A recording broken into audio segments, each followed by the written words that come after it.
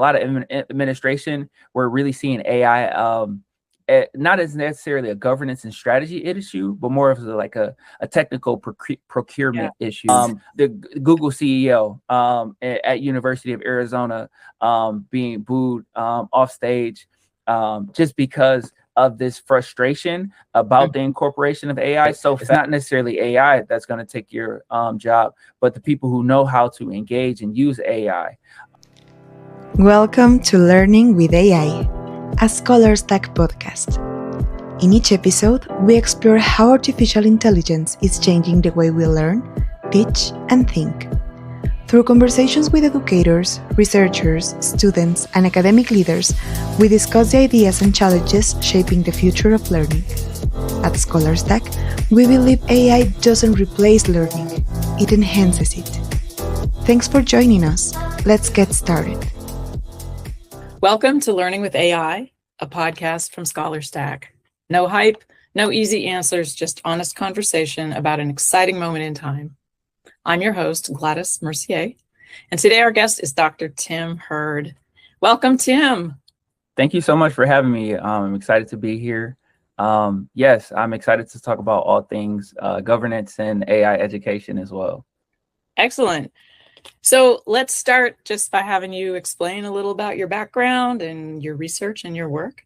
Absolutely. So since finishing my PhD program over at UCLA, I feel like I've moved in the intersection of a social architect, which is something that I've always been, and kind of breaking that down. So for me, a social architect is analyzing complex institutional systems in order to build structures and frameworks in order to improve them in its most simplistic form. So for me, my experience has really evolved over the course of the past 10 years in my pursuit of higher education. And one of the things that's really been interesting to me is the governance piece.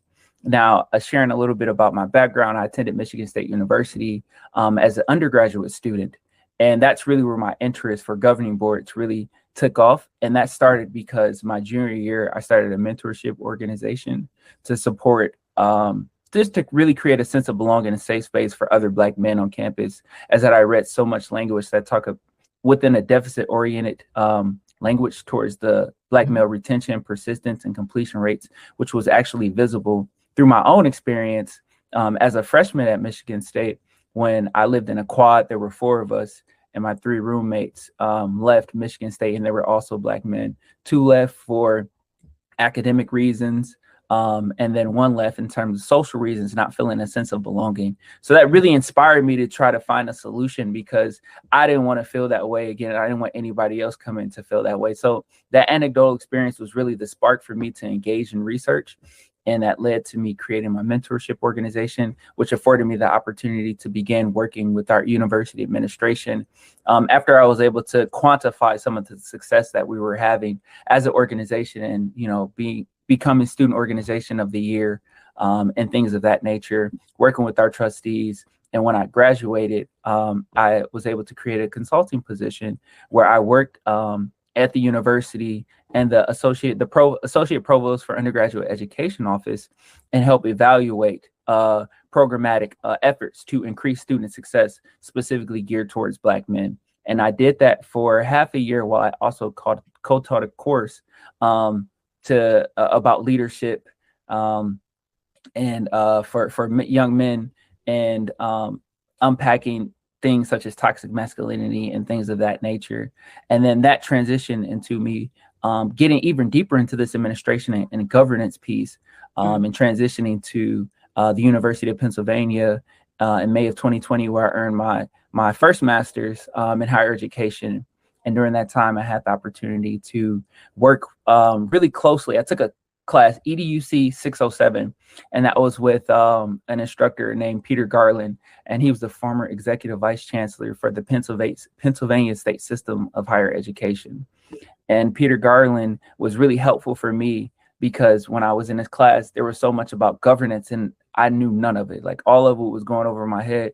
And for me, that wasn't necessarily scary. It was an opportunity to learn even more. And I was like, there's so much more I don't know about this. I'm really excited to dig in and get deeper. And he's been a mentor for me, the last 6 years, but he was really helpful in working with the board and doing a study on board of trustees and getting deeper into that work. And that transition to me attending UCLA, where I earned my second master's and my PhD ultimately in higher education and organizational change. And my focus was specifically on university governing boards and the UC Board of Regents. So I looked at the UC Board of Regents and I looked at a specific study or specific policies that they implemented in the mid 1990s and analyzed their networks, their social networks, and their internal decision making. And during that time, AI started to sprout up, and I saw the intersection between AI and governance. And a lot of that work really came from my experiences, which I'm sure we'll discuss a little bit more. But my experiences beginning to work with De Anza College in Northern California and working with their faculty as a practitioner or resident. So that's how my interest between governance and AI sort of intersected, especially within the past half of year. Yeah. Wow. Tim, you have so much going on. We are so lucky to have you here. No, it's a pleasure to be here. You can help us understand this space because, as you said, when you started, governance was like an unknown idea, right? What is that? We don't encounter that unless we're working in that space a lot. So just to help the audience sort of catch up to where you are, can you just describe a little bit about what is the governance structure of a university? What do we need to know about, who those people are? What is the board? What kind of decisions they make and things like that? Absolutely. So the governance structure of the university, it's really, it's more, it's hierarchical, but it's more in a way a shared governance depending on the institution. So usually at the top of the governance, you have the board of trustees, the university governing board, and they're often called the board of trustees. They might be called the university or the regents, the governors, or visitors. And those folks, they lie at the top and they really focus on the long-term vision of the institution and the academic freedom and things such as that. And then you also have like administration who are under there. So that might be like a chancellor or a provost, depending on the system.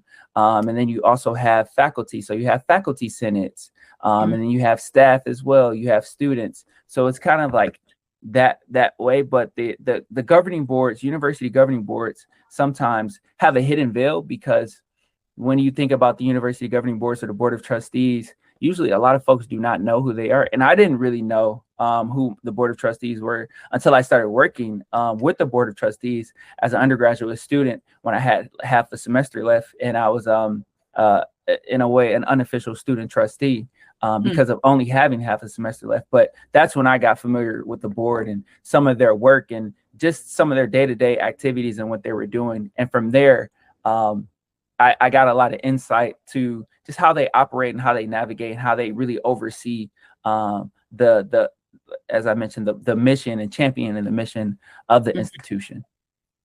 So you did some work recently at De Anza in terms of consulting with folks regarding generative AI adoption. Could you connect that a little bit to this structure we're learning about, the governance of a university? Absolutely. So with De Anza, I specifically work with the faculty within that governance piece. So the faculty senate, and more so faculty members within a specific division. So the social science and humanities division over at De Anza College. And I was working with the dean of that college, and he was informing me that especially being in Silicon Valley, which is where De Anza is located in Cupertino, which I was funny to me when I looked on the clock on my iPhone. It's in Cupertino time zone. So it's located in Cupertino in the heart of Silicon Valley. And De Anza being a community college right in the center, they wanted to specifically that division. The dean had aspirations to really have the faculty familiarize themselves with AI, especially as it's become it's really flowed into a lot of different conversations, both in the academy, outside the academy, workforce, and folks being familiar with AI. So my role as a practitioner in residence for this year was to come in and help onboard faculty, and then also do a generative or an environmental assessment to see where faculty members were at in terms of their own understanding of AI and how they incorporated that into their teaching practices and how they believe their students received their incorporation of AI or their lack of incorporation of AI, as some faculty members were more supportive of it, and other faculty members just needed to know a little bit more and just wanted some more knowledge and insight about AI and what it would do. So my role, as I mentioned, was working with faculty to really kind of unpack this and just provide an additional understanding of that. Yeah. How long was that study? Or Yep. So the study started, it's a relatively recent study. The study started officially in January. So it's still in the process of developing, but some of the things that have kind of come out of it have included things such as a resource hub. So having information to really discuss and talk about AI and really unpack it and share insights, and then also opportunities for faculty to come together and, more importantly, acknowledge the students. Because one of the things that I saw that was really interesting, not only in this role, but in my own role, as I mentioned, AI becoming more of a forefront, was just the understanding as a student to my role or positionality with engaging in AI. Because for me, going through school, I hadn't used AI. And there was this idea of, you just got to work hard and, you just get through it and you go and study. And of course, you can still do those things, but AI is helpful in the efficiency of kind of synthesizing, especially if you have a lot of things on your plate. It can be helpful in a lot of ways, but just making sure that you use it in that way and not necessarily like doing your assignments for you. So because a lot of conversation is how to make AI, how to make syllabi like AI proof, things of that nature, or even trying to evaluate it as an instructor, as a faculty member. So there's a lot of kind of things and a lot of conversations that have kind of come out of just AI and the use of AI. Yeah, it's a big issue that we're facing right now.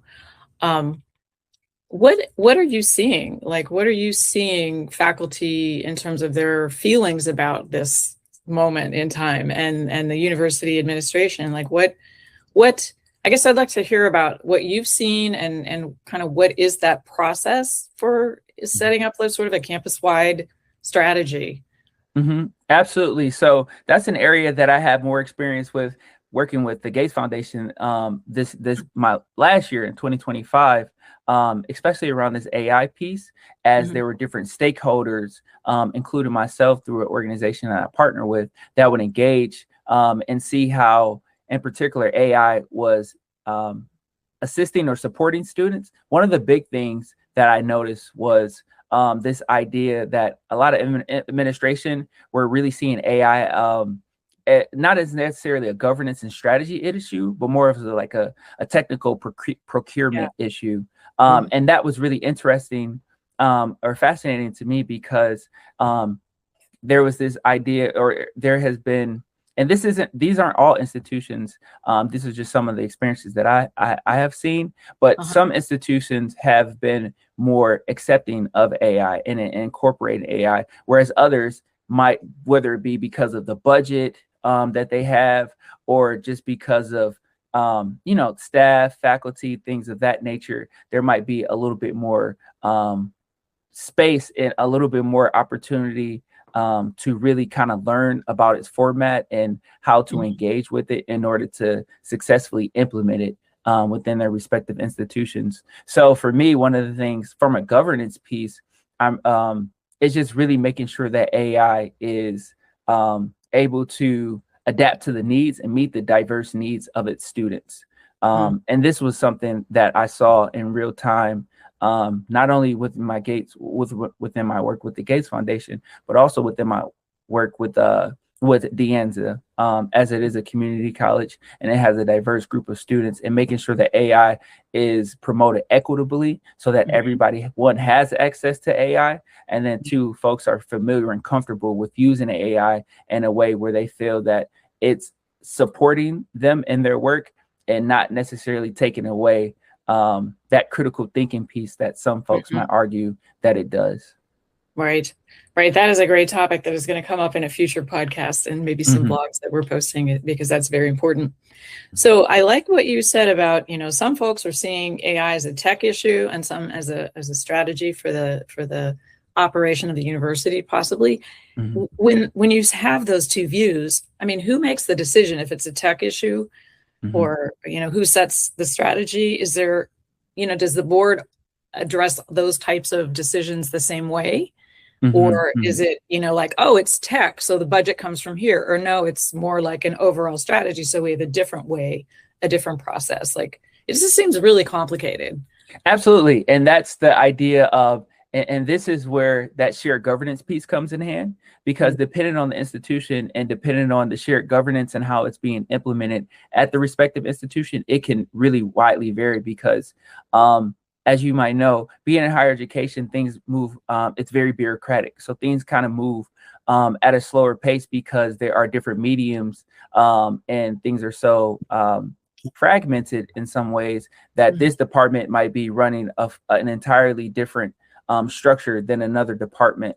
So, and depending on that, and then also, like I said, as you take it higher, depending on the administration, they might have other ideas of how to steward that, but they might be in conversation with faculty senate who are speaking on behalf of staff. So that's where you get the thing of it just becomes so fragmented that one department might be doing something totally different than another department, which doesn't necessarily lead to that cohesiveness. But one of the things that I've seen that's been helpful is some universities that have begun to adopt and been encouraging of AI usually have some type of resource hub where faculty across departments can come and have access and be able to tailor their work specifically towards their specific discipline and towards the students who they're working with specifically. And that's one of the ways that I've seen some institutions kind of circumvent some of those challenges that are often natural and organic and happening because of things being so fragmented. I'm just thinking of like how in the past, I think universities give their faculty and their departments a lot of freedoms to do things that fit their department, right? Because obviously, the theater group is different than the chemistry engine or, bioengineering. So do you think that having a strategy, can you have a strategy campus-wide for AI, or is it more like you'd have principles and then let each department implement those themselves? Because there's a lot of trust issues, like when you have the decisions come from down high and say you must do it this way. Right. Are there frameworks, or how would you, I guess what I want to say is, if you could be in charge of this university or that university, how would you manage this? Absolutely. Based off of some of the practical, I think one of the things that's really important is making sure that the theoretical aligns with the practical. Because sometimes there might be some theories that sound really good in theory, but when you incorporate it into practice, it's like, well, that sounded good, but that doesn't necessarily work over here. So based off of some of the experiences that I've seen in real time with faculty, one of the things, as I mentioned, is a resource hub within different departments, and making sure that it might be individually tailored to their specific department, but then also having kind of like a baseline guide in a way that is aligned with the mission of the institution, and to also make sure that you have the support, in particular, of the board of trustees or the different senates and of your administration. So of the deans of the department and or the above them, maybe the chancellor or executive vice chancellor or provost or someone within that role, and making sure that there's an agreement and how AI wants to be facilitated. Because something that I have noticed from a more student's perspective, even more recently within graduation, I just graduated. I know that at places such as like Arizona, University of Arizona, University of Central Florida, UCF, there were speakers who praised AI and its incorporation, and they were booed off stage. Yes. The Google CEO at University of Arizona being booed off stage just because of this frustration about the incorporation of AI so fast, but then also how there's been conversation of AI is being used to take my job, and I'm not going to have a job because of AI, which leads to an entirely different conversation that's been occurring of AI has been being incorporated. I don't know why I just got this 4-year degree and costs are continuing to rise and tuition is continuing to increase. And I've taken out all of these loans and now AI is coming and doing my job and I'm out of a job. So what's with that? And one of the things that I heard is and a speaker, one of the speakers at a university said, it's not necessarily AI that's going to take your job, but the people who know how to engage and use AI are going to be the folks who end up taking your job. So this AI onboarding of AI for students and encouraging them to understand it more, because it's unavoidable at this point. AI is in our phones. AI, when you type in Google, there's the AI that pops up. But AI has really kind of presented itself everywhere. It has this omnipresence type of feeling now. So knowing that, really encouraging faculty members and also folks such as administration and also board of trustees at the respective institutions to one, acknowledge this, and then find ways to really encourage the onboarding and the understanding of AI at the respective institutions would really be helpful, I would say, moving forward. Right.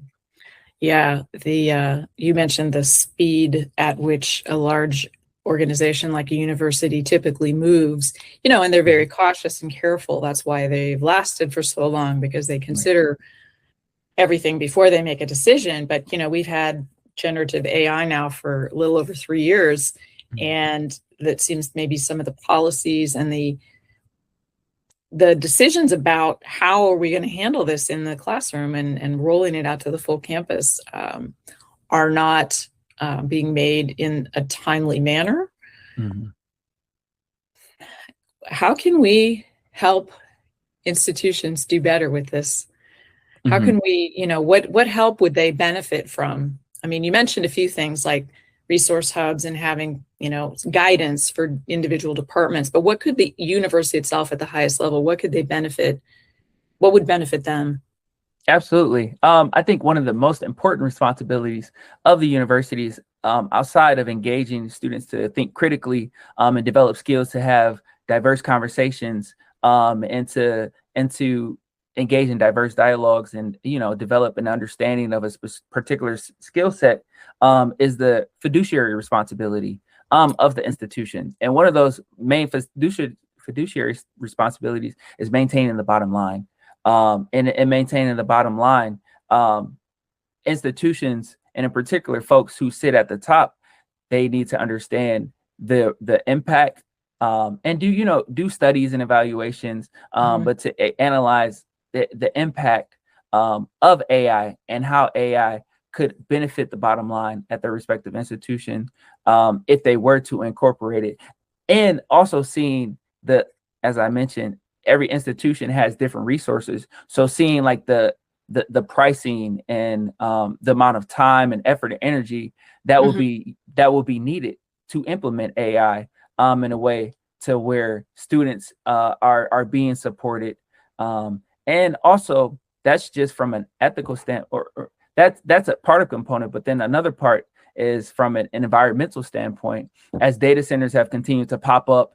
And that's also been a big thing. I'm back in Michigan now, where I'm from, and I know in Saline, Michigan, they're talking about building a data center, and data centers have continued to, kind of come under fire because of the environmental impacts that it has in spaces. So that's also another component. That environmental component is something to also really think about in terms of like the costs, financial costs, environmental costs, but there needs to be an analysis of the different costs that really impact that institution specifically. So as you mentioned, as universities continue to think and really take time to think about, the holistic perspective in their implement or potential implementation of AI, thinking about the social costs, thinking about the financial cost of it, and really thinking about how to incorporate AI in an ethically oriented way, is where I